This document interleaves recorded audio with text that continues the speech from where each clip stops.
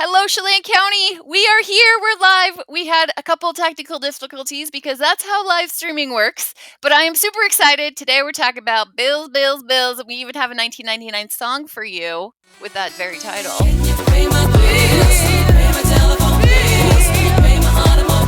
I know, it's exciting. So Frank Sanchez, Customer Account Specialist at Chelan County PUD, is here to answer all of your questions about high bills, low bills. Does anyone really call about those? And all of our rates and things like that. Welcome to season 2 of the Power Hour.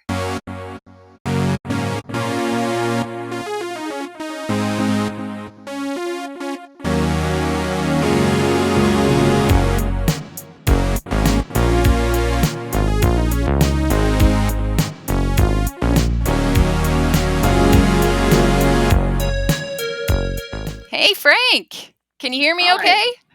Yeah, I can hear you now. Hey. It's been a struggle, but I It see has you and I been. hear you. So how is everything going? It's going great. How about you? How you doing? I'm doing all right. Can you tell me just a little bit about what you do at the PUD? Yes, of course. I am a customer account specialist. Uh, I've been here for almost 4 years. Uh, it's been, it's a lot to learn. But the main thing I do is take care of the customers to make sure everyone's happy and doing it in a nice and pleasant way, I guess. So that's what I do. All right, cool. And how is the happiness in the customer department these days? Uh, well, it's this time of the year when we get calls. Obviously, we get a mix of everything, right? But uh, at the end of the call, we want to make sure every customer is happy with what information we gave them and what we are doing. So that's the ultimate goal. And so you can you can obviously hear smiles on the phone. So we want that. We want to get that across. To have a pleasant customer experience. That's the goal, and to answer the questions. Also, obviously, as the main priority, answer those questions and make sure they're happy. So that's Yeah, fine. no, for sure. I know it's hard when December, January bills start coming in because we're a heat dominant place. And so with electric heating, that's when the bills start to go up, which we have some customer questions that people have sent in before. If you are listening and you have a question for Frank about bills or rates or any of that, drop them into the chat. We can see them on YouTube and Facebook, and he's happy to answer those for you. Before we start though, I'm going to be a big jerk and I'm just going to steal the mic from you, Frank.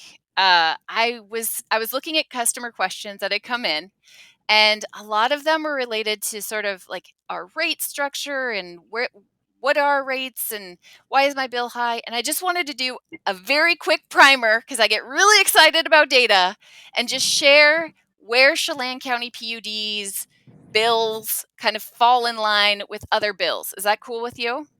Of course.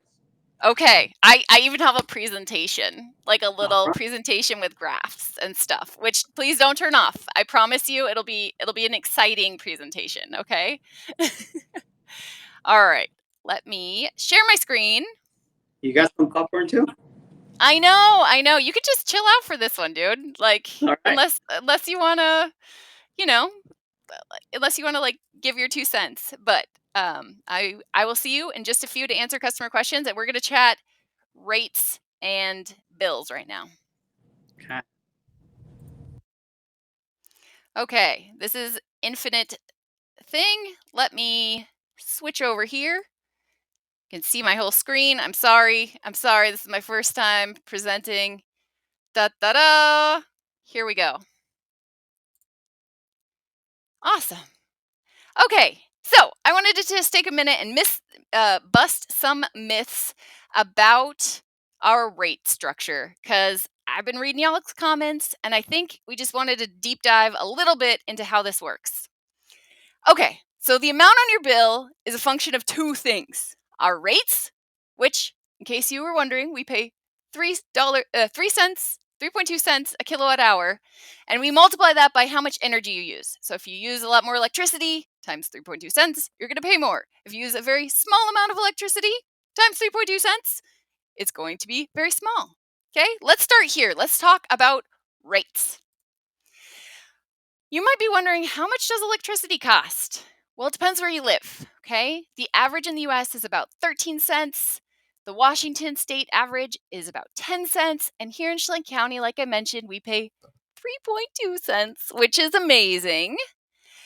And this is how it compares. We have some friends up in up in Hawaii that pay actually over 30 cents a kilowatt hour. And we are way down there. We have the second lowest rates of any US utility. And if you're wondering who is the lowest rate, it's where I live in Douglas County. Okay. But we still love you. And they're really close. Okay. So your rates at 3.2 cents are the second cheapest rates in the entire United States. Pretty amazing. Let's talk about bill amounts. You might be wondering, how does the average annual bill in Chelan County compare? Well, we have the fifth lowest average bill of any US utility. The other four utilities whose bills are lower are in places like California and a little bit further south, and they actually have higher rates. They have rates of like 8, 10, 12, and another 10 cents per kilowatt hour. So, really, what you can see is that our bills actually in Washington state are the lowest on average of any utility. We even beat Douglas County. I know, it's kind of crazy. They have lower rates, but they use more energy. Okay? So that brings up this other part. Okay, we've got super low rates, we have pretty low bills, lowest in the state. Let's talk about how much energy we use, that other big factor. Okay, this is where things get a little bit wiggly, okay? We use the third highest amount of electricity in our homes out of any other utility, okay? You see, the county actually uses the most electricity in their homes on average, and that's why their bills are higher than in Chelan County, even though their rates are a hair lower. Okay, Kootenai, that's up by Canada. Let's give them a little bit of a break. So this is really the biggest lever that we have. Our rates are throttled way down. We pay less than it costs to actually generate and deliver the power that we have. Okay, our rates are subsidized. So when Chelan PUD goes out and we sell energy, we bring that money back and we buy our rates down super low. So you don't even pay how much it costs to actually create and deliver the energy. But we could conceivably use a little bit less. And I was actually curious about this. These are all the different utilities, the average amount of energy that the homes use by utility, and then the price. And you can see that the cheaper the electricity, generally the more electricity is used. Now, part of this could be that people, if their electricity is super expensive, maybe they're using gas heating and things like that. I don't know what the full story is here, but there's definitely a trend. Okay. If you have cheap rates like we do, we just be using our energy. Okay. And then when you start getting down like Grant, Benton, Avista, which serves Spokane, and our friends down in the city of Ellensburg, their rates are slightly higher, but they use almost like half as much energy as we do. So these are similar climates, but they use less electricity. All right, let's go back to this bill amount. So our electric rates are low. The amount of energy, that electricity, that's kind of our lever. The median home in Chelan County uses $650 worth of electricity a year. And you might be saying, yeah, but I'm paying like $300 for the last 2 months on my energy bill. Yes, that's because about 43% on average of your entire annual bill is for heating. And I don't know about you, but I imagine around New Year's when it was like minus 20 degrees, they probably used a fair amount of heat. And that's why your bills are going up in winter. Now, this one, I don't want you to get scared here, but this red line is the median. Half of all of our homes use less than $650 a year in electricity. half of our homes use more than $650 of energy a year. Okay. And this third quartile nonsense, that's data speak for 75% use less and 25% use more. So if you know how much you spend on your electricity bills per year, you can figure out where you are here. If you're spending more than like $800 or $900, you're in some of the top users in Chelan County, and we totally are here to help you lower your electricity use so that you can bring your bill down closer to that median and even below. You might be thinking, does it matter? Is this realistic? Well, if we were on average to change our electricity use from our current, which is about $650 a year, and we were to be more like our friends up in Okanagan, we'd be spending about $540. And if we were like the lovely folks down in the city of Ellensburg, we would be spending about $300 a year only. A year. That's like $25 a month on our electricity because they just use so much less electricity. So it is possible to significantly reduce your bills, as folks in these other similar climates can show us. So if you want to lower your bills, the big lever is using less electricity, and we can help. Thank you for joining my Data Minute. We're going to go back now, and we're going to go chat with Frank. Hey, Frank. I had to Hi. do it. I was so curious about I gotta where our I gotta rates clap. fit in Hold, to hold on. everything. That was pretty awesome. Thank you. And if you don't believe me, please go to the Energy Information Administration, EIA's website. Is a government organization, and all of this stuff is public. You can go and you can look at how much Kootenai cooperative power costs and how much people up there use if you are so inclined on your own. Yeah, that Silent. was yeah, pretty amazing numbers. I mean, as you can see, that with Ellensburg having being so close, their bills being a little different than what the average is here. So yeah, that's good info. Yeah, for sure. I know. And it's hard, right? People are like, "Well, I'm not the average home." Yes, I totally hear you. Like some homes, like my parents' house was built in 1929 over on the Wenatchee side, and they couldn't actually keep it, I believe, above like 66 degrees when that cold snap happened because it's just so leaky. And that's one of the things on their list, right? You got to seal it up Right, and make sure that you're keeping the heat inside your home. You're paying for it, so you might as well enjoy it. right. Yeah. I mean, there's so many variables when it comes to, you know, energy usage.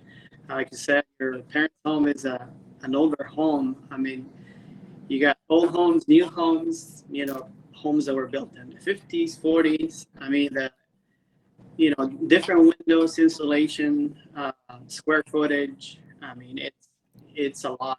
It's so many different variables. But of course, we have our experts here at our conservation department. Your Woohoo! your coworkers are pretty awesome. Shout out to Sergio, Griselda, and the rest of the team. Uh, Dr. Jim, he's pretty knowledgeable. He's very interesting to talk to, and because he knows a lot about the solar, and if you're into electric cars and that kind of stuff. So yeah, we have our experts, so including yourself, of course. Yeah. Well, actually, we have some questions for you today. And if you are watching and you have questions for Frank about your bills, please drop them into the chat. So, one of the ones that your team has been getting a ton is, my bill increased a lot. Have you increased my rates? What do you tell folks? No, no, no. Uh, Definitely not a rate increase. We did have a rate increase last year. This was June 1st of last year, and it was only an increase to the basic charge. So it went from 945 to 1120. That was the increase, and like I said, that was June 1st of last year. If customers are seeing higher bills, it is because of the uh, cold weather, especially those days where the temperatures were in the single digits. Uh, I do remember I can't remember how many days we had single digits. I don't know if you know, if you have any info on that, Lacey, but No, I no. don't. Okay. Sorry. Yeah, I know those single digit, days, that actually is probably one of the main factors. The bills are showing up now, the way they are. It's very substantial increase, from the prior month, and because, they were, I think it's the last couple of years where we didn't have temperatures this cold. Uh, we have, a lot of customers haven't seen them this high, especially for, uh, you know people that bought new homes within that time frame, uh, renters moving in, students, getting their first apartment, uh, things like that. And so, uh, you know, the main thing is, to consider is, this month's in the winter, it will be high. But if you see your bill, and if it looks different, if it looks much higher, um, that is one of the explanations, the cold snap that we had. And we are also billing, 30 days behind. So basically, if we generate your bill today, which is, where are we? Oh, you know What? where we are? Groundhog Day. Oh, is it? I think so. It's Groundhog Day, and I think we need. One of my coworkers said that he saw his shadow. Okay, so warmer days are coming. Is that what that means? I don't know. Okay, cool. So we've got a We're, groundhog shadow. yeah. So so you got to watch out for that, because if we're getting more winter, then are we really getting more? Is it gonna hang out way longer? We got to believe this. What is his name or her name? This people. It's got a long name. I can't remember. But anyways, yeah, the cold. Yeah, that cold snap is definitely did is what made this bill so high. And, we are here, for our customers, and we definitely want to, if they see something on their bill that doesn't look right, just, reach out to us, give us a call. We're happy to help. We have a very knowledgeable staff, friendly, and I guess the main thing is to, just pay attention to the bill. It has different sections where, it'll have your meter number, the dates of service, whether it was a 30-day period, 29, depending.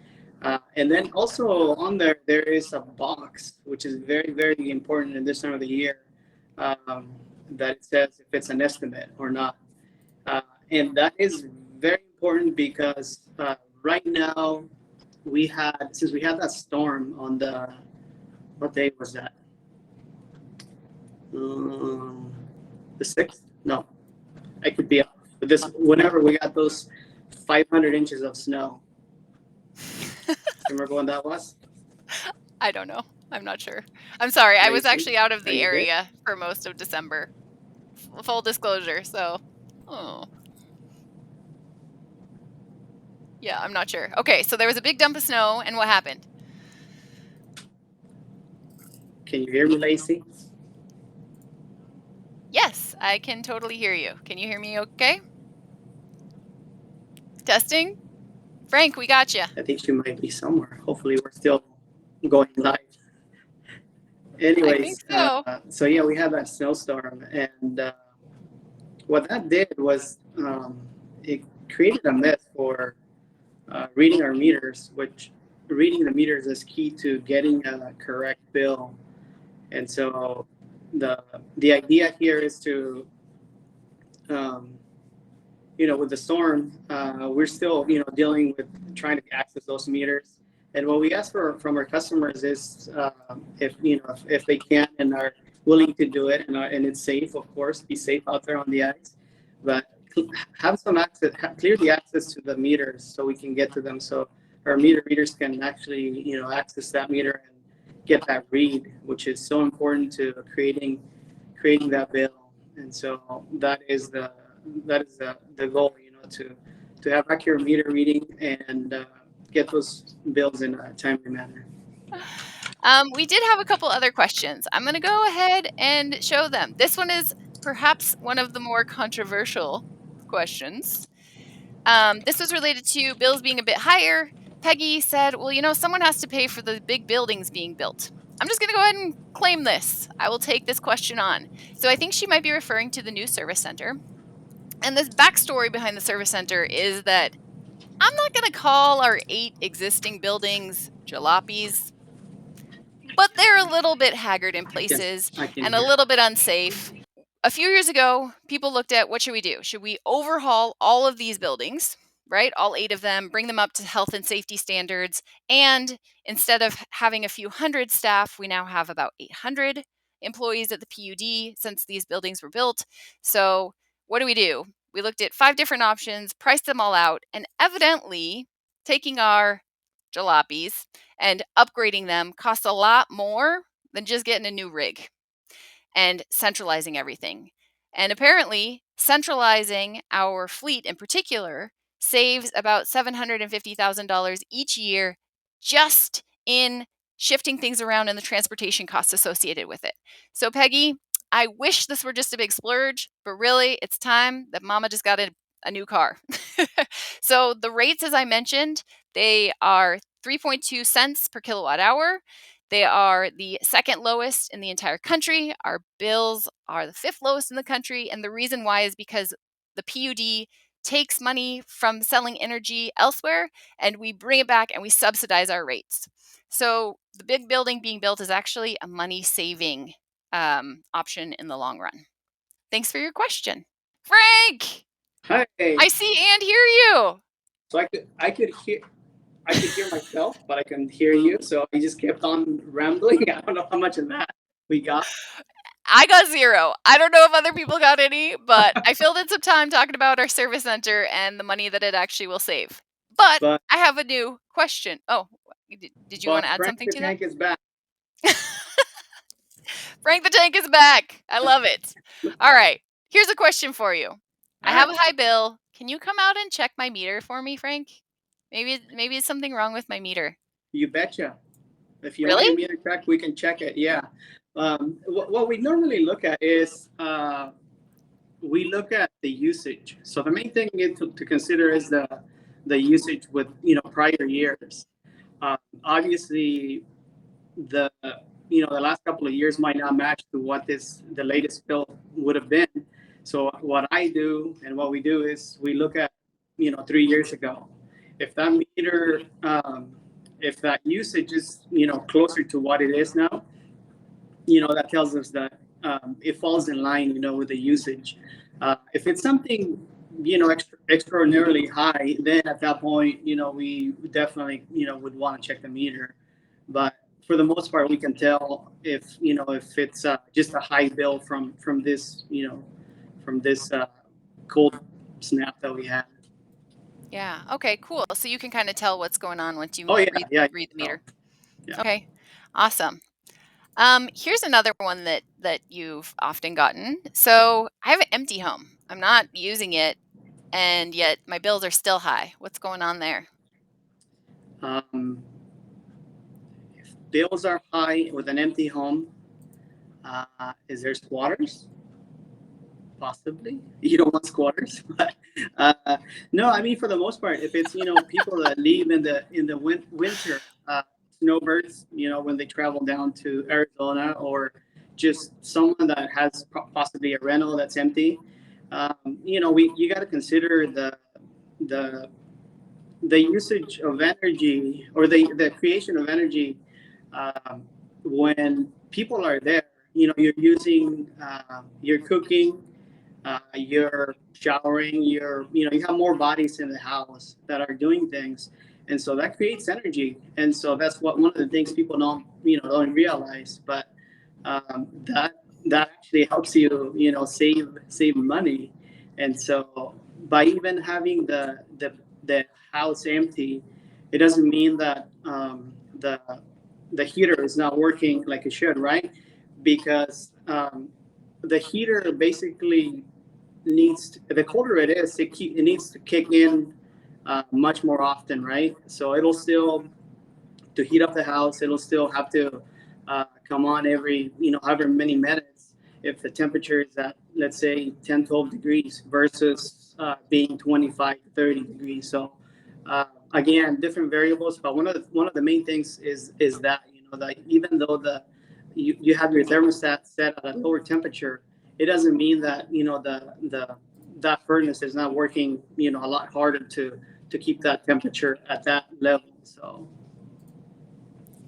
Yeah, we have a comment here from Fitz. He's saying water heaters, forgotten heaters, bad HVAC pumps are a few examples. that's right. Yeah, so as we saw in sort of the breakdown, heating is a big energy draw for our homes. Of course, it's about 43% in Chelan County on average. Uh, 53% is base loads, which are totally these water heaters and other appliances, your lighting, all of that sort of stuff that's always running. And people don't think about these phantom loads that can be drawing energy, whether you're watching TV or not, or whether your phone is 100% charged or not. Those devices can still be drawing power, which use energy. And same with, Right. yeah, the water heater one. This is one of the cool things about a hybrid water heater is that you can, actually just turn it off from your phone when you leave, and then you can turn it back on so you don't have to suffer through cold water at the beginning. So yeah, if you are outside of the area, you can manage these with smart Wi-Fi connected devices, That's right. so that they turn off, which is cool. All right, that's great. Yeah. In fact, I have a Nest at home. We got it about 2 years ago, and this Nest, it it kind of learns your schedules. I mean, you can do a manual schedule, set 67 throughout the night, and then come on at 69 in the morning for a couple of hours. You can customize it, and it also learns when if you turn it on to kind of track where your phone is, it'll if you leave the home, it'll also maybe lower the temperature. So it kind of learns, and obviously you guys are experts on this subject too. So I'm just a rookie with a smart thermostat You're at home. you're a user. You're a I'm a user. user, You're a, yeah. you're a case study. Yeah, yes, yeah, That's great. So you love it. I mean, the yeah. thing with all of the smart products is that they're trying to be, it's one less thing to think about. I don't know about you, but I don't always think about resetting my water heater or, different things like that. So, but all of these little changes add up. That's right. Yeah. Okay. So you kind of address this. But one person had a question of my temperature is set for 60 degrees and yet my bill is still super high. So again, like the heating is probably reduced from if you had a balmy 70 degrees in your home. But what else is going on in this house in winter specifically that would cause their bill to be a little bit higher? I think mainly is that the like we said before, the main thing is the average temperature for that billing cycle. Um, compared to previous years, that'll do it. If this like we had this cold snap, those average temperatures for the month of end of December, January, it was much colder than those two previous years. So obviously that'll increase that bill, and so it's uh, yeah. I mean the setting up the thermostat at 60 versus 69, um, it should save you some energy, but still, if it's much colder than previous years, it will increase your bill. So Yeah, it's actually kind of interesting. This year was colder than the last 2 years, absolutely. But you may have forgotten that the last 2 years have been extraordinarily warm in winter.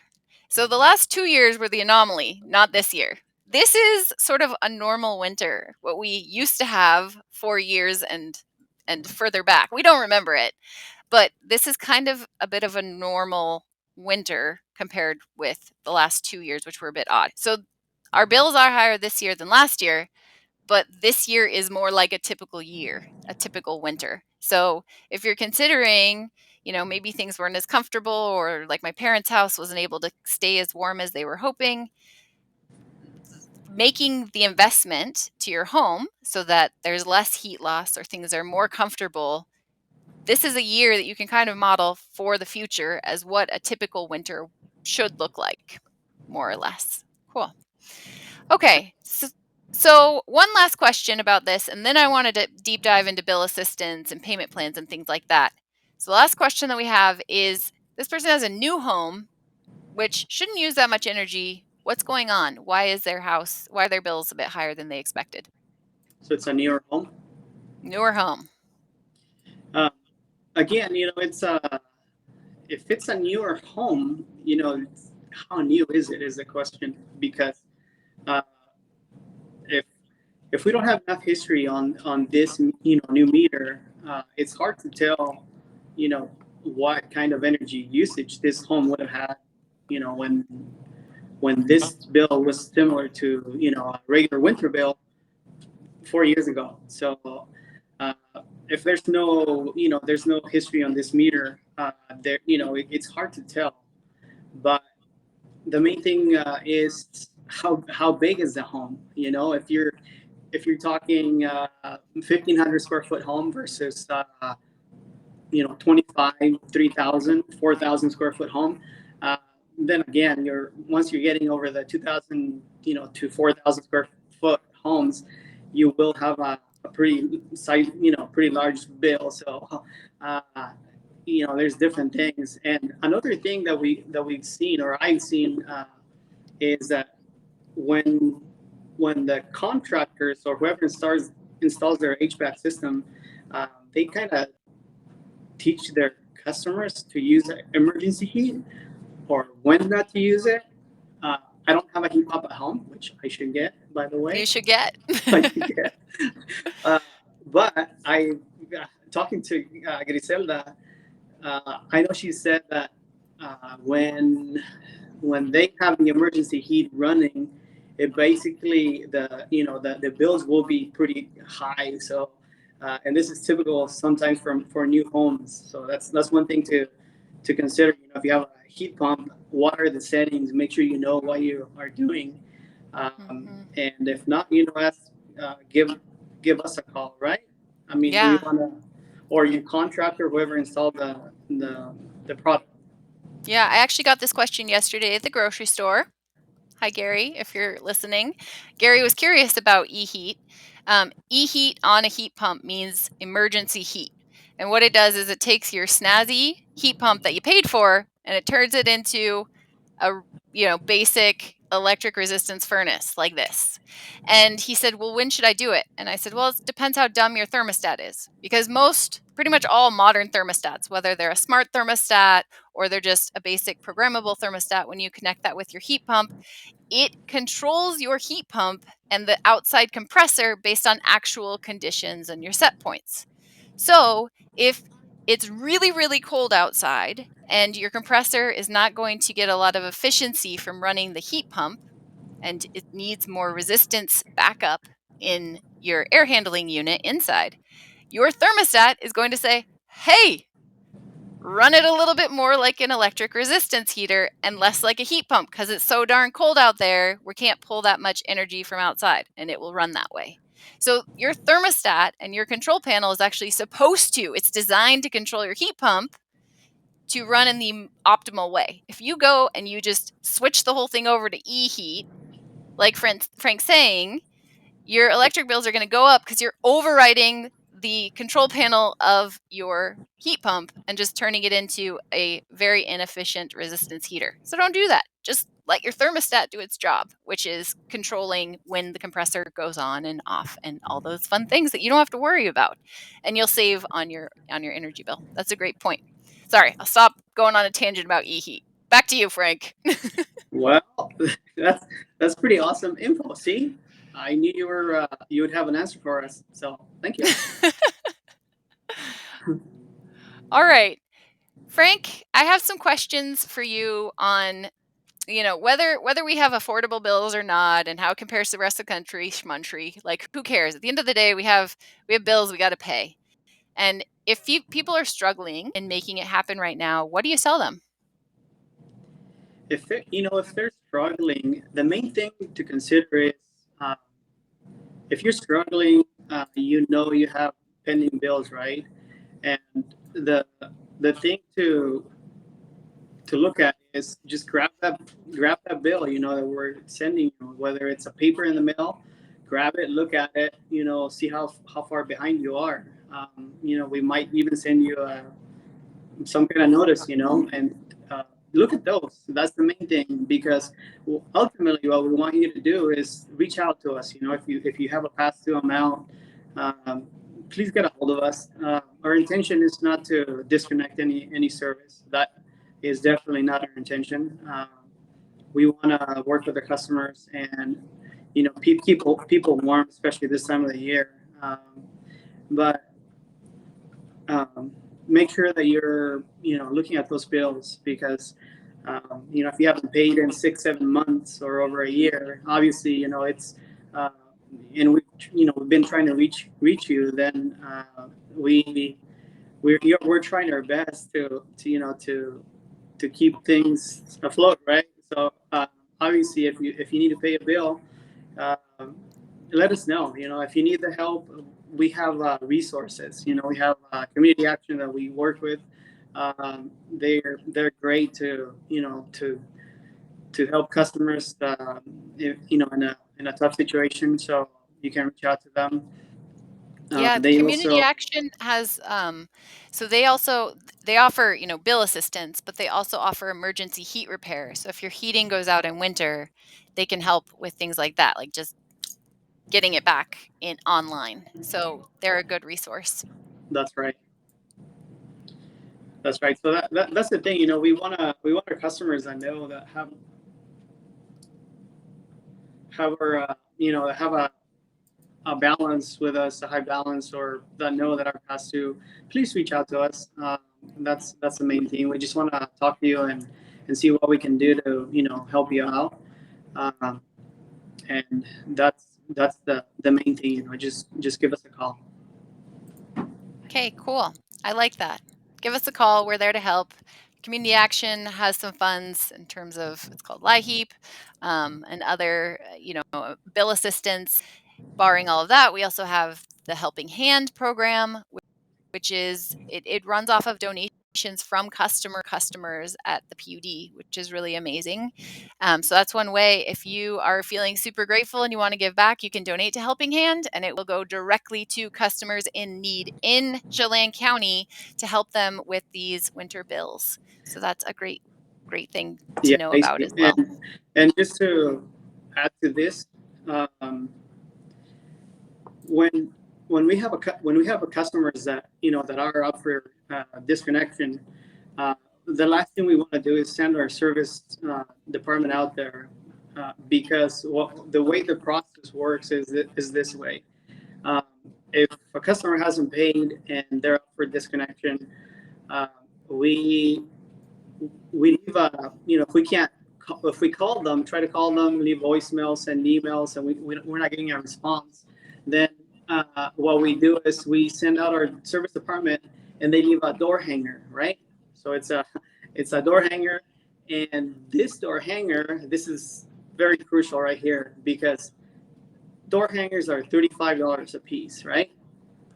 So you're adding $35 fee to your account, and then if we don't hear from you at that point, we're going to go back. Our service department will go back and disconnect the service. And this is the unfortunate part. You know, we don't want to get to this point. And if we do disconnect the service, it's another $35 fee, right? And then usually by the time we disconnect the service, that kind of gets the attention of the customers, right? Um, if we don't have power, I mean, obviously something's going on. That's when we get the call, right? And by the time we get that call, we're going to add another $35 fee to go back and connect your service. So by the time we're done, this adds $105 to your bill. And this is, I mean, this is definitely something we can avoid by just calling us. You know, just give us a call, because that that is key. You know, just being in contact with us and then figuring out what we can do for you. Okay. Yeah, for sure. This was something that I thought was really interesting when I learned more about the process of how your team handles late bills and things like that.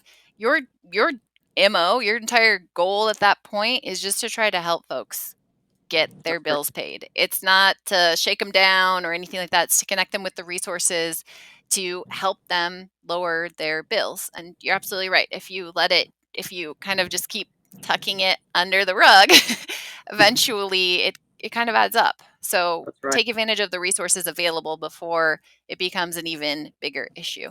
Yeah, That's for right. sure. That makes sense. All right, you know what, Frank? I'm going to do a last call on the chat and see if anyone has other questions for you. Thank you so much for explaining how, these common questions of winter bills. It happens every year where we get surprised.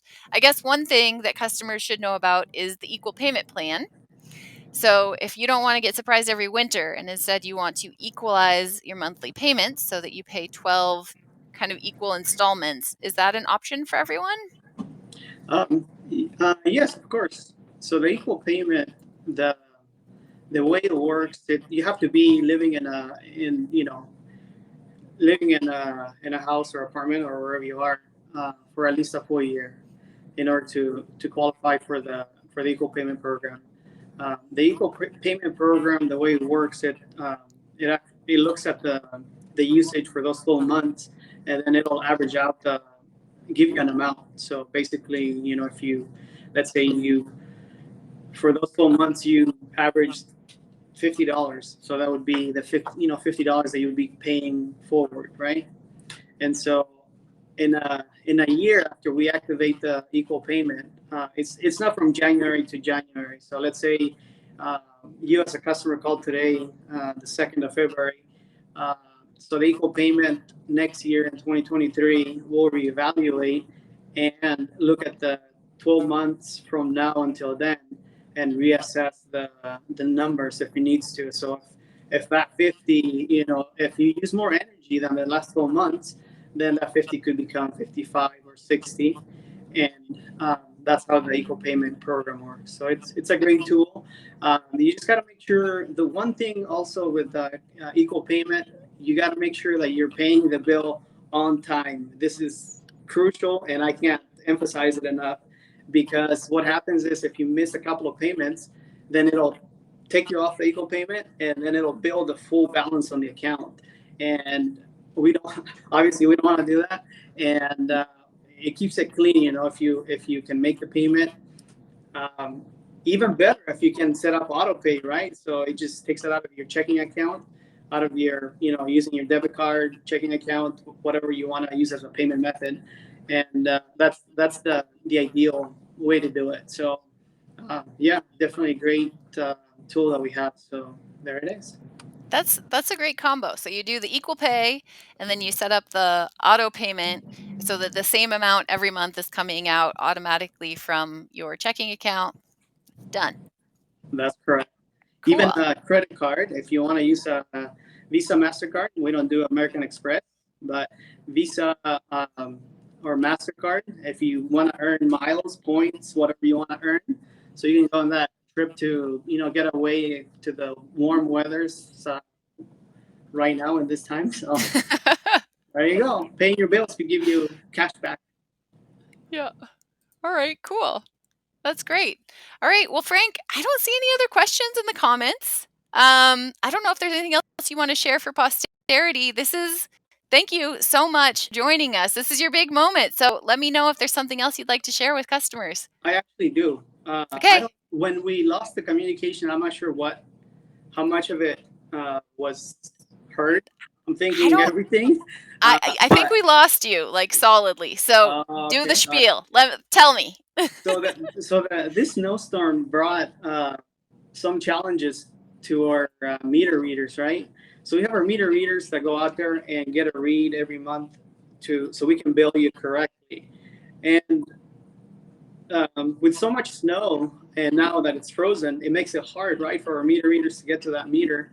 And so what's going to happen is, because of this, that's the last 30 days, however long it's been since it snowed, uh, we've actually, our system can estimate the reads. So in the next month, when you get the bills for the next month, you're going to see what we call a true up bill, where we'll actually get a read, and then it'll rebill it from the last real read, which would have been before the storm. And so that's key. If you can, I know if you can do it safely, please go out there and clear the access to the meter, because that's very crucial to get that get that read, which in turn generates the bill, and it gets a correct bill sent out to you. Okay, cool. And this is something that we only have to hobble along with estimates for a little while longer until we get AMI, so the smart meters that are going out. Right. And then we don't have to do that. You don't get estimates, you get real bills, like real ones, based off of what you really use. That's right. That's a whole nother show, right? Yes, AMI is a totally different That's show. right. Yeah, but that's true. This is one big disadvantage with having the old school meters, that you actually have to like go trudge through the snow to try to read, which isn't happening in a snowstorm. Yeah. That's right. Awesome. Well, Frank, thank you so much again. I really appreciate it. And if you guys need to sort out your bills, you're interested in equal payment plan, any of that stuff, give Frank and his team a call. They are there ready to help you out and solve your billing issues. That's right. We're here to help, and if something changes in your, if you have a different phone number, email, anything like that, give us a call, because we want to have the right way to reach you. That's key information that we need, not only for being able to uh, get you the billing to you, uh, but also for emergencies. We want to have those numbers or emails, actually mainly numbers, so we can, if there is an emergency, we can make a quick call to you. So that's the main thing. And then again, just thanking our customers that contribute to our helping hand. Uh, Without them, it's they're the ones helping out their neighbors. So that this comes from the bottom of my heart. I don't know if you can see it over here somewhere, but thank you to all those customers that contribute to this Helping Hand program. It's right there in your bill. If you want to contribute $1, whatever it is, if you can, you're helping a family that could be struggling. Again, we can set it up automatic, be a recurring $1, $2, $5, $10, or 10,000 if you want to give 10,000. But it's a great program, and again, I just want to thank all those customers that have contributed to this fund over the years. Yeah, So absolutely. thanks, Lacy. Yeah, thank you, Frank. We'll see you next time. When Sounds good. actually in 2 weeks. So you snuck in here. I actually had episode 1 scheduled for 2 weeks, but this is really important. So we wanted to chat about high bills, but on the 16th, so in 2 weeks, 2 days after Valentine's Day, we have a real life Canadian energy efficiency expert coming in, Dave Shipley. He grew up in Saskatoon, so he can tell you how to handle winter, folks, and how to lower your bills. He also works in energy efficiency forecasting, so he is helping model how in the world Canada is going to transition to a low carbon energy future, including the electrification of everything, cars and heating and all of that stuff. So it's going to be a really interesting conversation with a real life Canuck. Right. I'll see you there. Can't wait to see it. All right, cool. Thank you again, Frank. Bye. Thanks, Lacy. Thanks for having me. Always.